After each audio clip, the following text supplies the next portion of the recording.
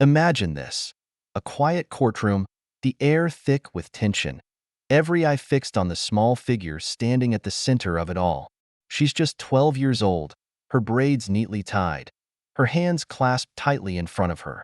Her name is Tamia, and she's about to do something no one in the room expects.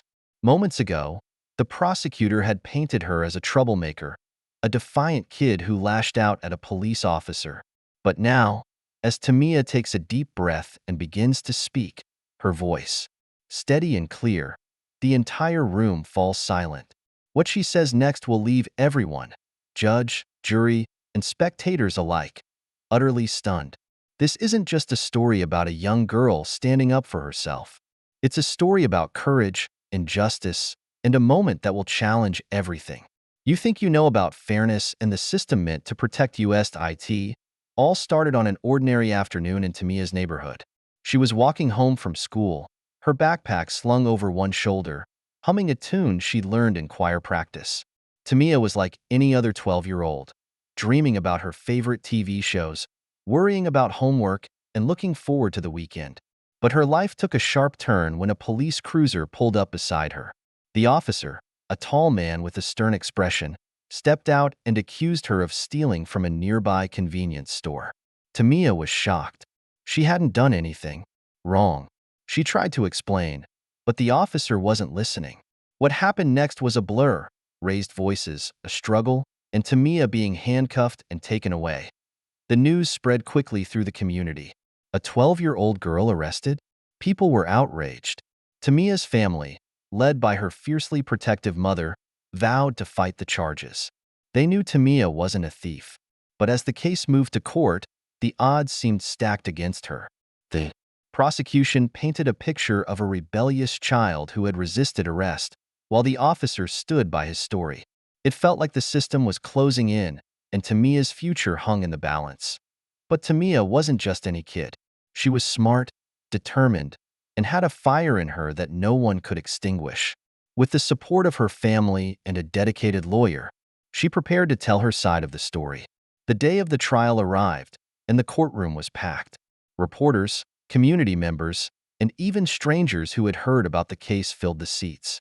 Everyone wanted to see how this would play out. As the trial unfolded, the tension grew. The prosecution presented their case, and the officer took the stand, his testimony painting Tamia as a threat. But then it was Tamia's turn. She walked up to the stand, her small frame barely visible over the wooden railing. The room held its breath. What could a 12-year-old possibly say to defend herself against such serious accusations? Tamia began to speak, her voice soft but unwavering. She described what had really happened that day, how she had been scared, how she had tried to explain herself, and how she had been treated unfairly. But then she said something no one saw coming. She looked directly at the officer and asked him a question that left the entire room in shock. Her words cut through the tension like a knife, and for a moment, it felt like time itself had stopped. What did Tamia say? And how would the court respond? The answers to those questions would change everything, not just for Tamia, but for everyone watching. This is a story about standing up when the world tries to push you down, about finding your voice even when it feels like no one is listening. And it's a story that's far from over, because what happens next will leave you questioning everything you thought you knew about justice, courage, and the power of a single voice. So, what do you think Tamia said? And how did the court react? Stick around, because this is just the beginning of a story that will leave you on the edge of your seat. Tamia's question hung in the air like a thunderclap, echoing through the stunned silence of the courtroom.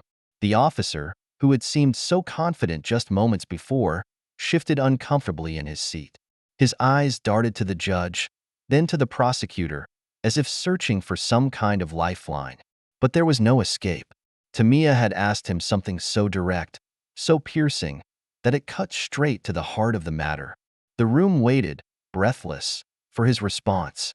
But before he could speak, the judge raised a hand, signaling for order. "Let's take a short recess," she said, her voice firm but unreadable. And just like that, the moment was paused, leaving everyone in the room, and now, you, desperate to know what would happen next. To understand how Tamia ended up in this situation, we need to go back to the beginning.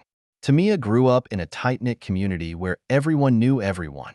Her neighborhood wasn't perfect. There were struggles, like in any place, but it was home. Her mother, Lisa, worked long hours as a nurse, often coming home exhausted but always making time for her daughter. Tamia's father wasn't in the picture, but Lisa made sure Tamia never felt like she was missing out. She filled their small apartment with love, laughter, and a fierce determination to give her daughter every opportunity she could. Tamia, in turn, was a bright, curious kid who loved reading, drawing, and spending time with her friends. She was the kind of girl who always stood up for others, even when it wasn't easy. But life wasn't always kind to Tamia. As a young black girl, she had already faced her share of challenges. She'd been followed in stores, mistaken for someone else, and treated differently because of the color of her skin. Her mother had taught her how to navigate these moments with grace and strength, but it wasn't always easy. Tamia had learned early on that the world didn't always see her for who she truly was, and that lesson would come crashing down on her the day she was accused of stealing. The incident at the convenience store was a blur to Tamia. She had stopped by after school to buy a snack, just like she did most days. The store owner knew her by name and always greeted her with a smile. But that day, something was different. As Tamia browsed the aisles, she noticed a police officer watching her. She didn't think much of it at first. She hadn't done anything wrong. But when she went to pay for her chips and soda, the officer approached her. "Empty your pockets," he said, his tone cold and demanding. Tamia was confused. She didn't have anything to hide, but the way he was looking at her made her nervous. She tried to explain that she hadn't taken anything, but the officer wasn't listening. Before she knew it, he was handcuffing her, accusing her of stealing a pack of gum. Tamia's heart raced as she was led to the police car. She kept saying, "I didn't do it. I didn't do it." But her words fell on deaf ears. The store owner, who had always been kind to her, stood by silently, not saying a word in her defense. It was like a nightmare she couldn't wake up from. By the time her mother arrived at the police station, Tamia was in tears. Lisa was furious. She knew her daughter, and she knew Tamia would never steal. But the system wasn't on their side.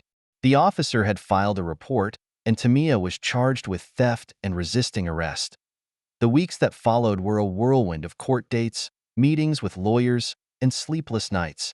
Tamia's school found out about the arrest, and suddenly, she was the subject of whispers and stares. Some of her classmates avoided her, while others asked her what had happened. It was hard for Tamia to explain something she didn't fully understand herself. All she knew was that she hadn't done anything wrong, and yet, here she was, fighting to prove her innocence. Lisa was determined to clear her daughter's name.